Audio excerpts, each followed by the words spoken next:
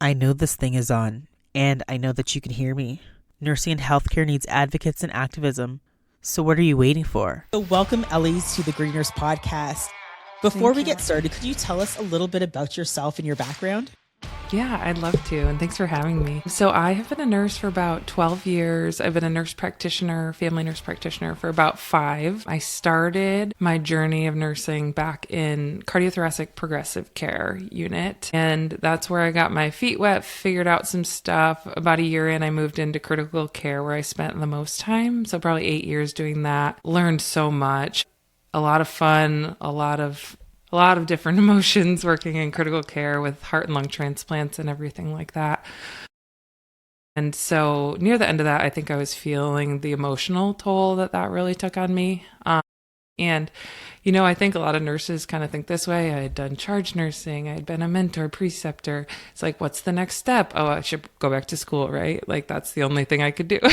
Right. I don't want to be a manager, so I better go back to school. And so I started, I went back to NP school. During school, I actually was able to work in a dual role nurse role. Okay. So that was awesome, and I highly recommend that for somebody that likes the bedside but needs a little switch up in the flavor. So I did part of my hours in PACU and part in ICU. So I got to kind of like have a different pace every day. I really, really enjoyed that, and that made me feel a lot less burnt out, I'd say. Right. So then COVID happens. I just got married. My husband and I are like, let's just take off to Colorado, have an adventure, we'll be outdoors. Feedback I need a new job anyways as an NP. Canadian Turns out it's workers, pretty tough to find creativity that and first job. So I every did a space little she bit of works in. travel nursing in Colorado, and I did CTICU and then into the MICU, which turned into the COVID ICU, let's be honest. Yeah, I was going to say. Yeah, and so that was like kind of just before the vaccine came out and then after. So saw a lot of nurses really having a tough time. I think we all were at that time. And I think that's where the wheels started turning, because I would see, this nurse I admire has so much experience, such a great nurse, is like, I'm going to become a real estate agent. And it's like, if that is your dream, you go for it. But if it's because you really think this is the only thing that you could possibly do with your skills, that's tough. Yeah. And so I moved on from there. I did a little bit of SNF nursing and then kind of got into like more community-based role where I would see some of our sicker patients, like Medicare, Medicaid, a lot of SDOH needs in the community, go be an extra resource for them as a nurse practitioner in the home. So a little bit of remote management in there and different things. So I've done some of these non-traditional roles, and people kept asking, how do you do that? After mentoring a bunch of friends, I'm like, I needed a resource back then. I had to figure it out, and everyone else seems to too. So like, let's just make one. So that's where the non-traditional nurse came in. So just trying to create, as long as I can, a free platform that just helps nurses explore what they can do and really just like actionable advice for how to get those jobs. So that's where we're at right now. Yeah, no, I think that's amazing. And I think that it is a blessing to have people who've kind of, paved the way and now are helping other nurses, because I would say this is something I hear all the time. Nurses are just like, I love nursing. I want to stay in this profession, but through burnout, through, whether it's harassment or bullying on the job, workplace violence, various different factors that make someone say, well, I don't think I can continue. Right.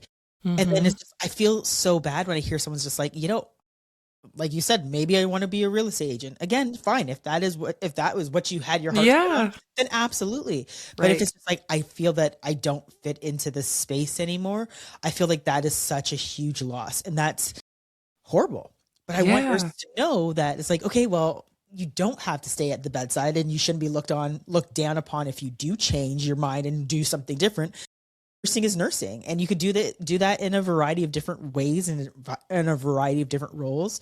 And having someone like you in this space to be like, hey, here's how you could do it, or even just seeing that, it's really rewarding for a lot of nurses. So I think that like what you're doing is super important. And I could say I'm definitely in a non-traditional. Yes, absolutely. Oh, yeah. And it's just, I never would have thought I would have been here, because I thought I was going to be like a bedside L&D nurse for life. Like I was just like, that is what I'm going to do. That absolutely. I wanted to help people bring babies into the world for the rest of my life. Yeah. And then, yes, burnout hits, racism hit, lateral violence is what hit the hardest, actually. Like out of all of those things, it was just the nursing bullying. And I was just like, this is going to take me out. And it did. And then I was just like, okay, maybe it's not for me. But then finding my voice and being like, hey, maybe I could use my voice for a different purpose in nursing. Yeah. And I think that's where people need to see that there are various different opportunities that they can tap into, and that if their love and passion for nursing is there, and it still is there, that they can find other resources, right? Absolutely. And I think I really underestimated the shift your priorities take like throughout your life. You, like you said, you graduate as a new nurse. You're so excited. You're like, oh my God, the dream. If I could be if I could be a charge nurse someday, like I've made it, right? Gasp. Like, can you imagine? And then like 4 years in, you're doing that. You're like, wow. But then, as life happens, and like, especially like after having a baby, like my priorities are just so different. And, some people thrive in that 12-hour shift and they like that, but that was not for me at that point either. So, I think there is always a nursing role that can fit your needs in life. And like you said, people just need to understand there is a place for you in nursing if that's what you want. And if you really enjoy this profession, which I think so many of us really do. Yeah, no, I agree with that. And I think that so many nurses just hearing that will just be like, okay. It's okay. Yeah. Okay, right? That they feel that they can find that space to still feel valid as a nurse and as someone who's within that profession. Because I remember it hurt. It hurt feeling like the profession didn't need me, that I didn't feel like I belonged.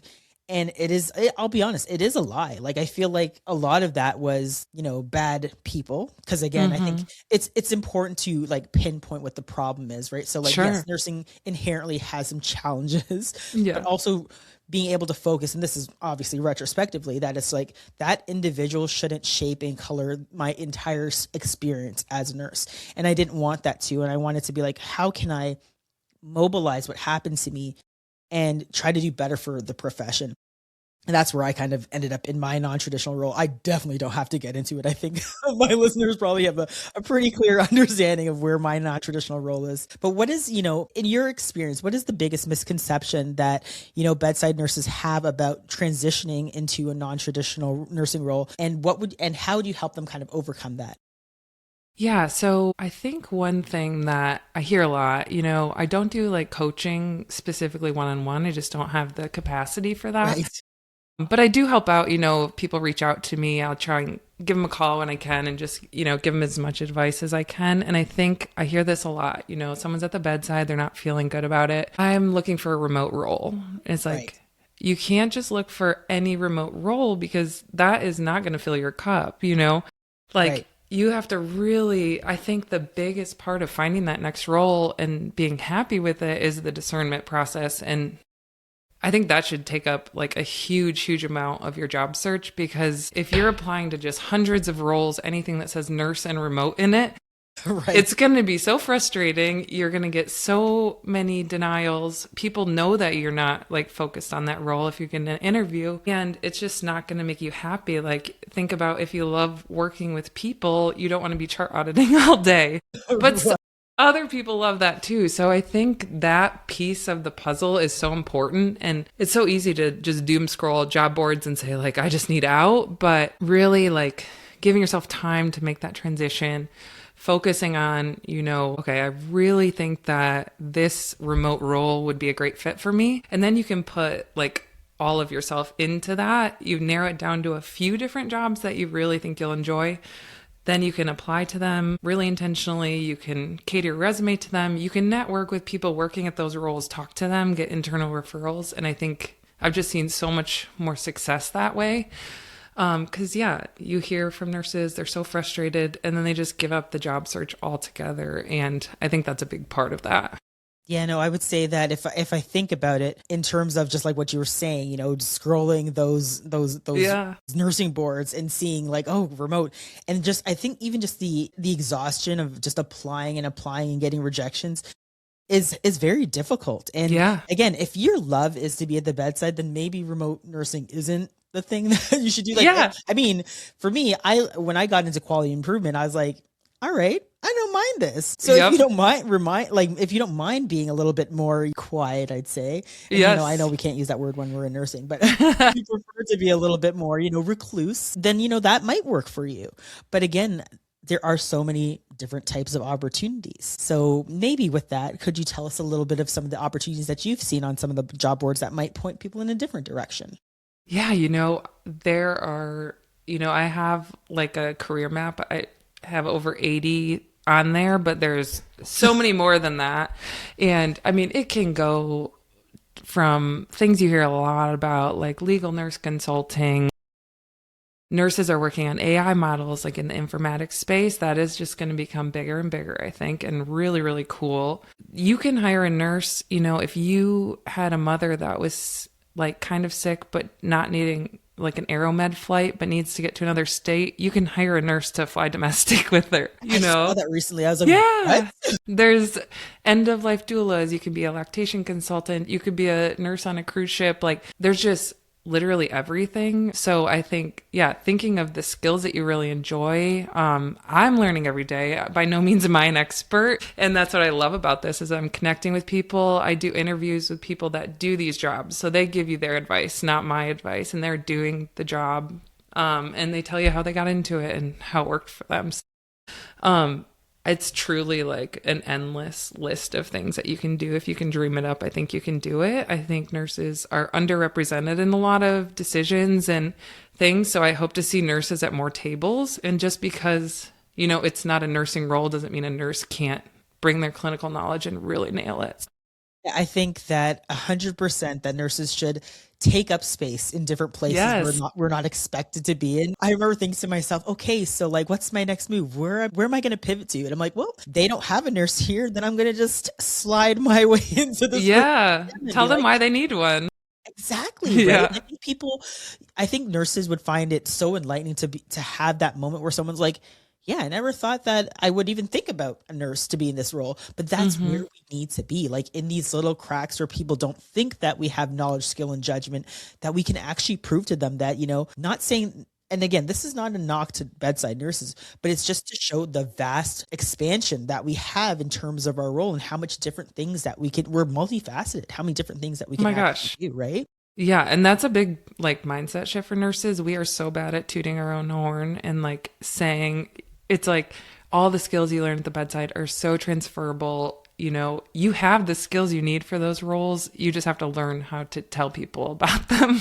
And we're bad at it. We take care of people. We don't take care of ourselves. So that is like a whole other podcast. Yeah, right. Just talk about the fact that we're like super great advocates for, our patients, our families. And then we're like, we got to advocate for ourselves. What? And it's like, no, like this is where the rubber meets guess the road. I'm okay at my job. Why? Yeah. We struggle. And it's just like, we should be able to even celebrate and kind of like, hype ourselves up. It's okay to be like, yeah, I did that. I'm in space. I'm doing that.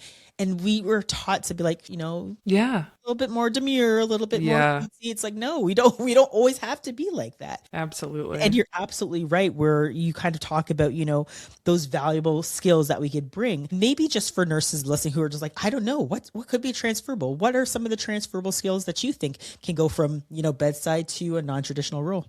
Yeah, I think some of the main ones I think about a lot. So nurses are project managers. Like that's what we do every single day. Our brain is a Gantt chart. We organize so many different teams. We bring them together. We make sure everything's on track. If we know something's not right for this patient to be in the OR at the right time, we're figuring it out and we're fixing it. And I think you can really speak to that in interviews. And there are project management roles that are not always for nurses, but I've talked to people that hire for them and they're like, nurses make incredible people, especially for like medical device companies and things. I think communication is key, like same with working with all of those different teams. So those are ones that I speak to all of the time. But I mean, there's so many different ones. Advocating for patients, the list goes on. Really anything that you can talk about, your attention to detail and your charting, things like that. All of those can be talked about in a way that really sets you up for success in different roles.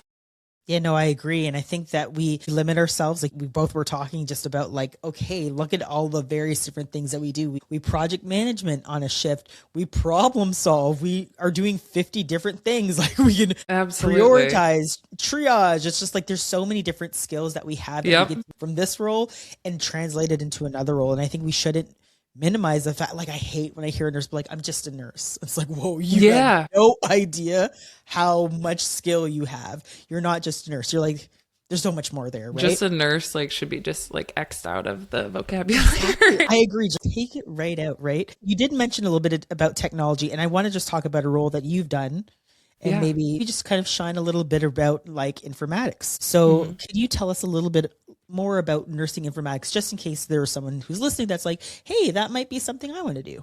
Yeah, absolutely. Informatics is such a big, wide scope and an umbrella. I did like kind of a deeper dive into it, and like she spoke to it so well. But really, informatics is kind of, you're like the middle person between, especially in like a institution setting, you know, between the clinicians that are actually doing the work and then the technology and the engineers and everyone that is making like all of the products. So we don't always have that nursing bridge. I think when nurses are end users, we should always have that bridge, right? Because those are the people that can advocate. It's great when nurse informaticists have like a very good clinical experience that they can speak to.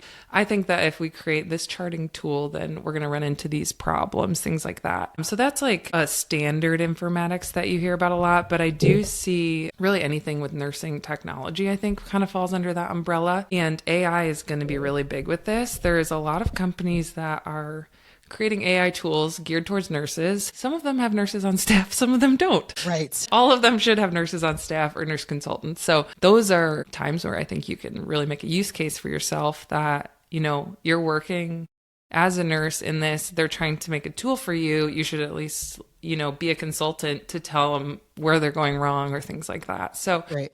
I think those are a couple different avenues of informatics that are super relevant today. Yeah, I couldn't tell you how many times, well, I mean, like I haven't been in the hospital setting for a little while, but I couldn't tell you how many times that, you know, some piece of technology came down or equipment that I was like, was there a nurse involved Yes. in this? Because this shit don't work like this. Yeah. This does not work with our processes, with our workflow, with, you know, like it just doesn't make any sense. So I think, again, we should be there. And Yeah. I do want to, I'm going to just touch on this very briefly, but Yeah. there's a lot of conversations around AI and nursing and healthcare. And first, I'm going to just say this.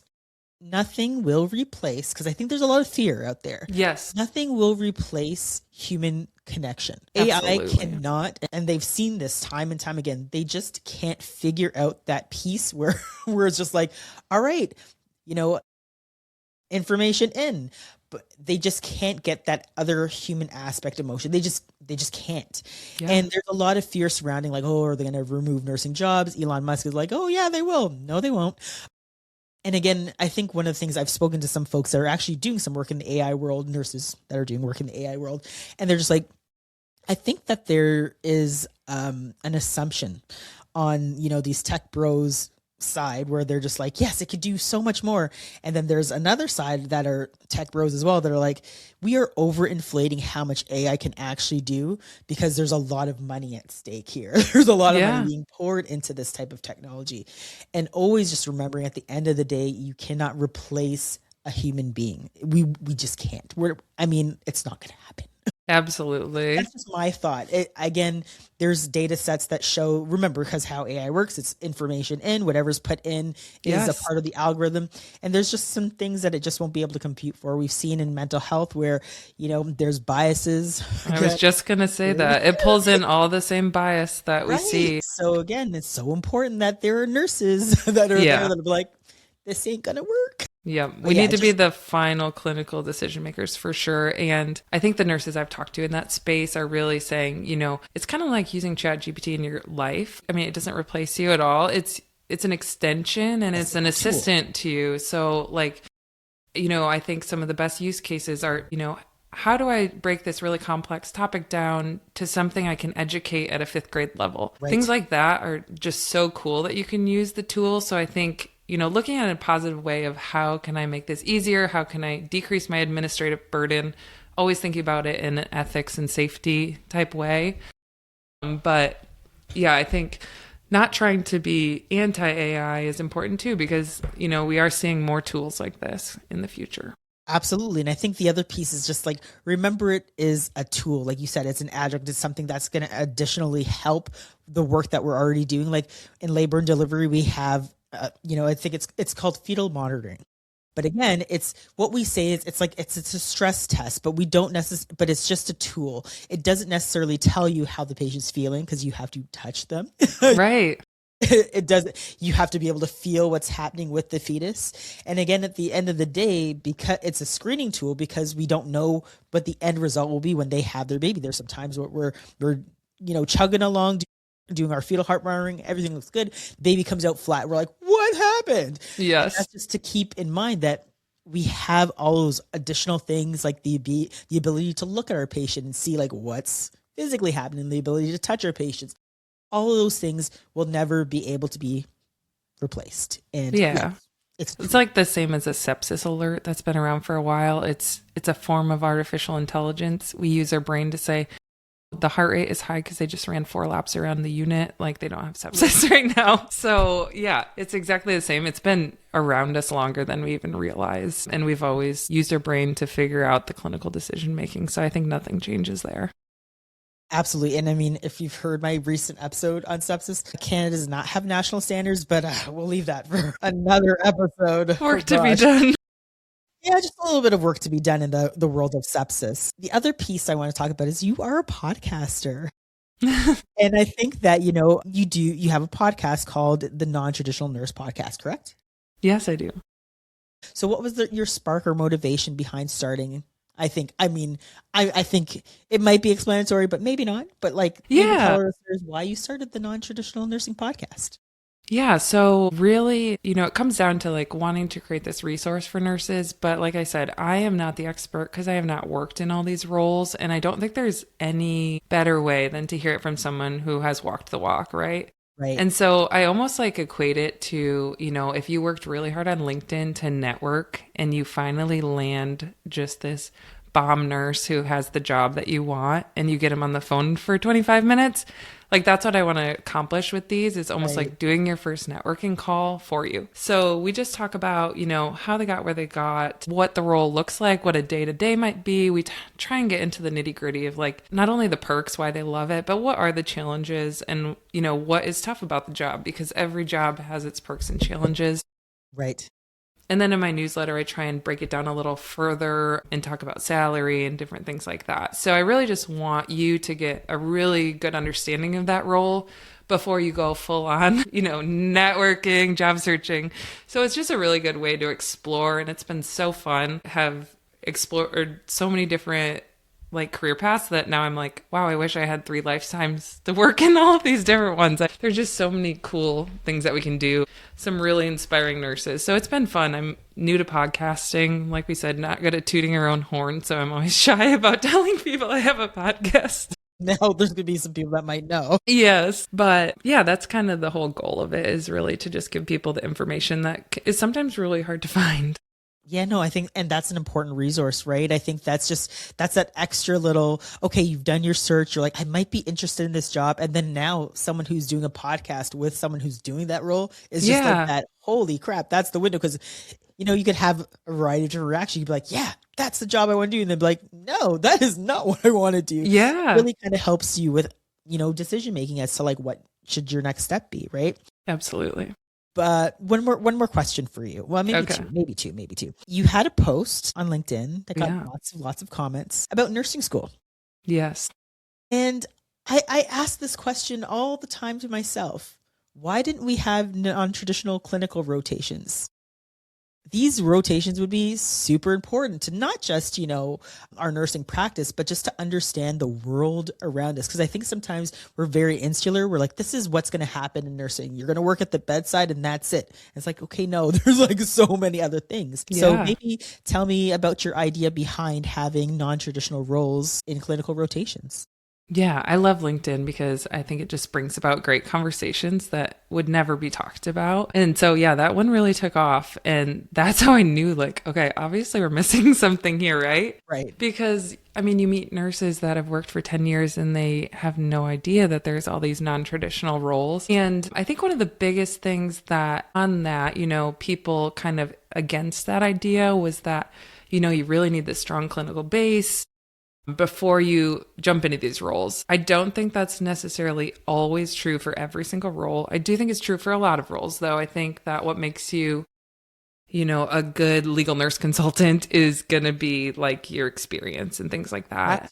And I don't think this would have to take away from any of your clinical experience. I think it would actually improve that if students understood that, hey, to be an RN first assist in the OR, this is the path I have to take and I have to get them this much experience. And then if they really think that that's something they want to work towards, getting a taste of that in school and understanding what that path looks like, I think could be really important and beneficial. And I think, what I find too is nurses feel wildly unprepared for a non-traditional job search. Right.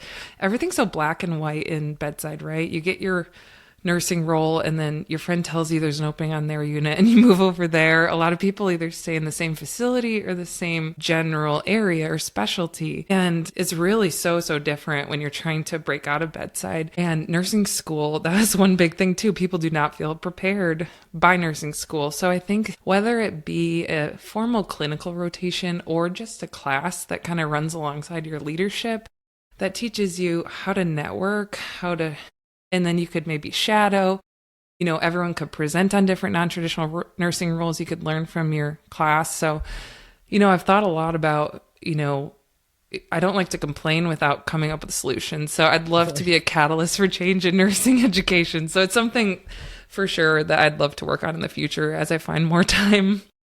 But I just thought it was a really interesting idea and something that really seems like it resonated with a lot of nurses. Yeah, I think it did. And I think that just broadens the conversation about, nursing doesn't have to be this one thing, right? I think that even when I was in nursing school, nursing was very like, here's what makes a nurse, right? And you have these various clinical components, you have these various different task components, you have these various different like theories. And it's just like, okay, so I did all of that. And then I got into a job and I was like, holy hell, what happened? Because, and for some people, like, nursing, they go right from high school to nursing school and their first job is working with, in that situation. And I don't know, I'd probably say it doesn't really prepare you with dealing with some of the scenarios that we do deal with in nursing. Yeah. And I think it's so important that we pull in various different disciplines. I actually had a break in my nursing school. So I did 3 years. I got into a car accident. It's a long story. So I took some time off and instead of just, well, maybe I will throw this in. So I had asked for accommodations to which my nursing school was like, no, God forbid. I know. Yep. So I was like, well, what am I going to do in my spare time? So I decided to do like biological and sociocultural anthropology. And I was like, well, that is an eye opener, learning about people. And I was like, oh, this is absolutely transferable. So when I was able to go back into nursing, I just had this whole different idea of like, how do you communicate? How do different communities learn? How do I learn as an adult? And it was just like, oh, wow, why doesn't nursing talk about different disciplines? Why don't we, branch out and learn from different groups and different scholars? I think it would benefit us. So I completely agree with you that opening that up would just make it more like there's no harm to it. Yeah. I know. I think a lot of room for improvement in nursing school. And that was just certainly one idea. But even, there's roles that are even more bedside like, but they're still so non-traditional, like corrections nursing. Some schools cover it, some schools don't. But like things like that to see, that is a well-loved profession. People enjoy it. And there's a stigma to it. Like you just would never know. Like chatting with, I tried to get a job there and I couldn't as an NP because everyone loves it so much. Like, just hearing more about like what really could be out there because you just don't know. You have this like small mind of what nursing is, and I think it could be so much expanded on. Yeah, there's so much opportunity. And I think that I really hope that our schools start looking at, one, definitely advocacy, and then two, definitely like where are the different spaces that nurses are needed and where can they go. And I think that I couldn't imagine that they don't have time to do it. So I just think it's more about like, okay, nursing is evolving and we need to evolve with Yeah. it, right? We have not evolved with it. Like even the non-traditional changes in the last 10 years since I started, like school has not like kept up with that, I don't think. Well, that's okay. We're the we're the ones that are going to start changing it. Yes, we are. I do feel a little bit of a different energy with, I'd say probably, people within our age range and, some of, I guess this would be millennials, I don't know. Yeah. That are kind of coming, behind us, that there is an energy to make nursing look very different. And I am excited as all hell. I am too. It's been fun. So with that, before we go, is there anything that we haven't touched on in relation to non-traditional nursing that you think a nurse would want to know about? Ooh, that's a good question. I think that I talked a little bit about it, but the actual like finding of jobs right now, it is a tough job market and these remote roles and everything are so in demand. And I think remote feels like just the answer to everyone's prayers. And sometimes it is. I think there's a lot that goes with that. And I've talked with some other nurses about this, is when you do leave nursing, there's this really big shift that has to come with it. A lot of us have trouble with it. We have this sense of urgency at the bedside that we cannot leave behind. So when I was a remote nurse manager, it was like I was answering Teams within 30 seconds. I was not eating my lunches. I felt like I just had to be there for my team. And it's just like kind of ingrained in you that you just need to be on at all times. And we don't take care of ourselves in the hospital at the bedside generally. And so I think that really understanding boundaries, setting systems up for success, because people do burn out remotely as well. So right. You really miss out on sometimes the camaraderie that you have at the bedside. I think that is overlooked as well. So just understanding kind of some of the challenges that come with remote work as you're looking at what's next for you and talking to people who are actually doing it. I think, networking calls and even shadow shifts, if you can do it, are some of the most beneficial things ever to see if you're really going to want to commit to that role. So those are just a couple of things I've noticed as I've talked to lots of nurses about this. Yeah, no, I think that those are really important points. And I really like the piece of just kind of reaching out. I think nurses are very hesitant on LinkedIn to just, maybe send that first little message to say, hey, or to a recruiter to say, hey, I'm interested in this. Is there any way I can get more information? Or even just reaching out to someone to be like, you're doing this work. Do you mind even just 15 minutes telling me a little bit about it, or whatever the case may be? And we shouldn't, because I think most people are like, yeah, let me tell you what I'm doing, or whatever the case may be, right? I think we'd surprise ourselves when we have a little bit more communication with others and understanding that most people are willing to, say, hey, let me help you out here. Yeah, think about nurses. They love helping each other. Course, and you will get ghosted, because also nurses are bad at LinkedIn. So they may not even see your message. Yeah, but it's okay. Yes, not everyone will answer. Yeah, so just throw out way more than you need, and someone will answer and give you their time, and it's going to be the best conversation that you have. It's like cast your net, expect that, you won't get answered all the time. But even if one person answers, that's a world more of experience than you had than not trying, right? I think I always say yes to, never say no where it could potentially be a yes. If an opportunity comes your way, just say yes. What's the worst that could happen? You can be like, okay, well, I didn't like that. And then move on, right? And the bedside is always there if you need it. Absolutely. I said to myself, I'm doing what I'm doing. I'm doing a lot of work in, like in the politics space and national nursing space. I'm in some health consulting space. And I'm like, well, if there was ever a zombie apocalypse and I can't do the work that I'm doing, I will go back to the bedside and I will help. Yes. And so, some people actually fall back in love with the bedside because they try other things. And that's a beautiful thing too. We need bedside nurses. Nothing about this is trying to pull people away from the bedside. It's for people that are looking for something different. And that's okay. So I think that if you want to be at the bedside and you're happy where you are and you're feeling passionate, then that's great. If you're saying that you want to do something different, then that's okay too. And it's fine to go back and forth. It's fine to be like, all right, I tried that. I had the taste. I don't like it. Or, oh, yep, this was my yum. We're not going to yuck anybody's yum. Yes. But at the end of the day, it's okay to try something new. And I think it's so scary, right? I think change is something that most people really have a difficult piece with. I'd say nursing, when it comes to change, we're not the best. No, yeah. But I think that we can change that. I know that I said change a lot, but no. I feel that we Absolutely. can move the needle on that. So thank you so much, Ellie, for coming on the Gritty Nurse podcast to talk about non-traditional nursing. I'm sure that there's so much that my listeners have learned. I've learned a lot as well, too. And I hope that we stay in touch. Yeah, absolutely. Thank you so much for having me. This was a blast. Looking for a great gift for a nurse or someone who needs to learn about nursing? Check out my national best-selling book, The Wisdom of Nurses, Stories of Grit from the Bedside. Thank you so much for listening to The Gritty Nurse with Amie Archibald-Varley. If you're watching on YouTube or listening on Apple Podcasts, Spotify, iHeartRadio, or any other podcast platform, please hit the subscribe button so you'll never miss out on any awesome episodes from The Gritty Nurse. Thank you so much and stay tuned until next time. Stay gritty.